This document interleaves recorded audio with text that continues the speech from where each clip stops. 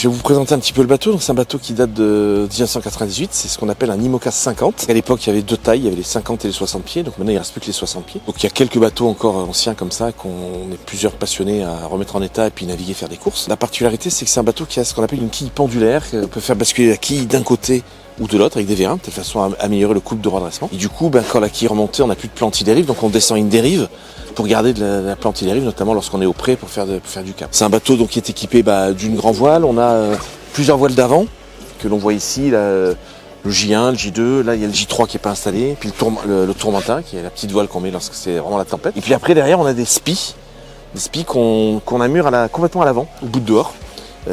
J'ai 3 spies différents. Toutes les manœuvres reviennent soit au pied de mât ici pour monter certaines drisses, mais la plupart des manœuvres reviennent à l'arrière, de toute façon je reste dans le cockpit, en toute sécurité, attaché là-bas pour pas devenir le moins possible devant, pour des questions de sécurité pour le bonhomme, quoi. Bon voilà, là on est dans l'antre du bateau, donc ça peut. C'est vrai que c'est un grand bateau qui fait 15 mètres.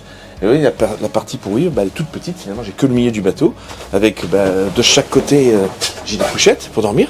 Vous voyez, là j'ai un petit lavabo, là j'ai un petit réchaud pour faire la cuisine. Et puis après ici c'est la table à cartes où je fais toute la navigation, je prends les fichiers météo, je prépare mes routes. Et puis j'ai une vue panoramique parce qu'avec tous les hublots, je vois bien le réglage des voiles. Alors donc du coup, je suis obligé de ressortir pour régler. Mais en tout cas, là, j'ai une vision très panoramique qui permet de bien régler le bateau. Donc là, on est à la table à cartes et là, je vais présenter un petit peu l'ordinateur qui est quand même un outil indispensable sur ce type de bateau. Avec d'abord un logiciel de navigation qui s'appelle Adrena, sur lequel il y a la cartographie, il y a les courants, il y a les fichiers de vent que j'ai chargés, puis la position du bateau. Donc là, on est encore au port. Tout à l'heure, on va les naviguer. Et les autres outils que j'utilise, notamment là, parce qu'on est en baie de Quiberon et que j'ai de la connexion Internet, ça me permet d'avoir les relevés de vent qui existent réellement dehors. Ça me permet de bien choisir les voiles que je vais mettre là avant de partir et puis de préparer un peu le programme de navigation de la journée.